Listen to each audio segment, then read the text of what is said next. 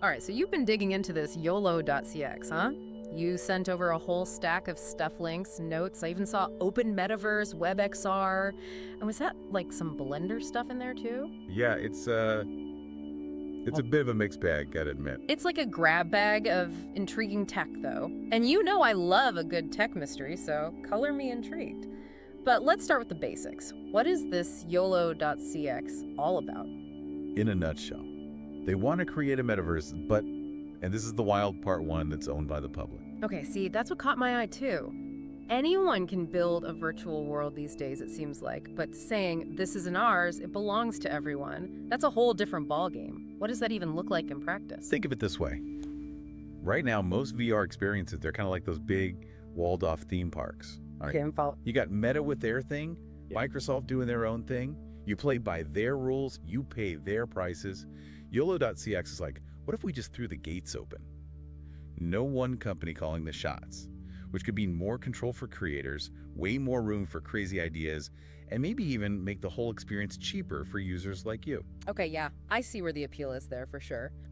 But before we go full sci-fi on this, let's talk tech. I keep seeing WebXR in your notes. Break that down for me. Simplest way to put it, it's about experiencing virtual reality just straight from your web browser. Wait, really? Yep, no need for fancy headsets, no expensive software.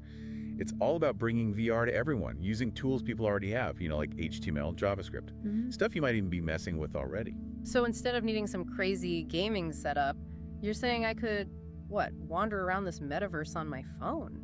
Or even a Chromebook, potentially. Exactly. That's why this is so potentially game-changing. It's not just about the world Yolo.cx wants to make. It's about who gets to make it with them. We're talking about handing the keys to, anyone with an internet connection. I gotta say, that's a pretty powerful idea, giving anyone that kind of creative power. But are we even there technologically? Can you really build something this complex using, just web stuff? I mean, I dabble in design, and even I'm feeling a little skeptical here. Well, a healthy dose of skepticism is never a bad thing. Yeah. And you're right. Right now, there are definitely some limitations. When it comes to really intense 3D, the kind of fidelity you'd expect in a big budget game, web tech's still catching up. It's kind of like, imagine trying to recreate the visual effects of, the latest Avatar movie, but using nothing but those old school building blocks. Ouch. Yeah, I see what you mean. The potential is definitely there. Yeah. But the tools themselves, still a work in progress. So what's the plan? Is YOLO just banking on some future tech miracle happening, or what's the roadmap look like? Well, that's where things get even more interesting. See, all those advancements in web tech we hear about all the time, they are happening, and faster than ever. Take WebGPU, for example. Okay, WebGPU. Ringing a bell, vaguely. Right. Well, this thing could be huge for unlocking a whole new level of graphics performance, and you guessed it, right in your browser. It's like, going back to our building blocks analogy, it's like suddenly those blocks can morph and change and light up. Okay, so less miracle, more things are moving fast. Exactly. Plus, you've got JavaScript libraries like ThreeJS, for example. Oh, hold on, ThreeJS. Yeah. Now that one I have played around with a bit. It lets you create 3D graphics right on a web page, right? You got it. And it just keeps getting more and more powerful. So, while a fully immersive, hyper-realistic metaverse experience built entirely using today's web tech might be a bit of a stretch, the tech is sprinting in that direction. Okay, so cautiously optimistic on the tech front, I guess, but let's talk about the vision itself. This line from the pitch deck, it's like they threw a whole tech dictionary into a blender. YOLO simplicity, intuitive, creator-based, interoperability, any form of monetization. Break it down for me. Yeah, they're definitely throwing a lot at the wall there, gotta say. But underneath all the buzzwords, there's a real vision here. They want a metaverse that's actually usable, accessible, All right, I like the sound of that. So hit me with it. What's the YOLO part mean in this context? Is that like a Gen Z thing I'm too old to get? Think of it less Ready Player One, more like a virtual makerspace. Right. It's not about building the next ultra-competitive, super high-end gaming world, right? This is about lowering the barrier for everyday people. Imagine virtual classrooms, community centers, art installations, things anyone, even with limited tech skills, could potentially create and share. So less about battling giant robots, more about building a virtual diorama with your grandkids. Exactly, and that's where the intuitive part comes in.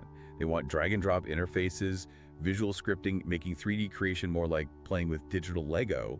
than wrestling with code. See, now that's the kind of metaverse I can get behind. Okay, what about interoperability? That one sounds a little intimidating, honestly.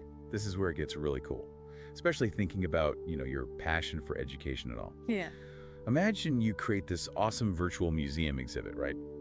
With interoperability, someone else, anywhere in the world, could take that exhibit and use it in their own virtual world. Wait, so I build a virtual dinosaur dig site, and then someone else could, drop that right into their history-themed escape room? You got it. The possibilities are basically endless. Okay, see, now you're speaking my language. That kind of sharing, that open creativity, that's what gets me excited about the metaverse. But here's the thing. Their pitch deck mentions any form of monetization as a feature, but they've also raised $0 so far. And that makes me wonder, can you really build this open, creator-driven, utopia without actually, paying anyone? That, my friend, is the billion-dollar question. And it gets right to the heart of this whole open source dilemma, On the one hand, you've got this amazing, ideal, decentralized democratic internet where everyone has a voice. But on the other, that's very heavy. Right. And that's where things get tricky for a company like Yolo.cx. It's like the ultimate chicken and egg problem. You need a thriving community to attract those big investors, but you need funding to build a platform that can actually support that growth. Precisely. And we haven't even touched on the competition yet. Decentraland, Somnium. These platforms are already out there building their own visions of what a decentralized metaverse could be. Whether Yolo.cx, with its, shall we say, limited resources, can actually carve out a space for itself. That's a huge GE unknown.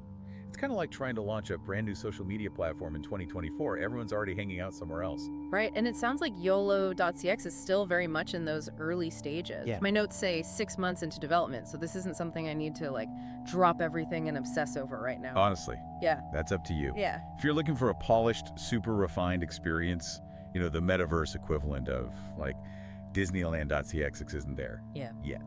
Yeah. But if the potential here excites you, the idea of a truly open, decentralized online future, if those questions keep you up at night, then Yolo.cx is definitely one to watch. So more keep an eye on the horizon than sound the alarm bells for now. But, even if Yolo.cx itself doesn't become the next Google, the questions they're raising are fascinating. Couldn't agree more. Think about it. Do we really want a future where our online experiences, our virtual worlds, are controlled by just a handful of mega corporations? Or are we willing to get a little messy, experiment a bit, even if there's no guarantee of a tidy, profitable outcome? Man, those are some deep thoughts for a Tuesday afternoon. But seriously, this has been such an interesting conversation. And for anyone listening who's feeling inspired to do some digging of their own, we'll be sure to include a link to the Yolo.cx website in the show notes. They even have an internship program if you're feeling really ambitious.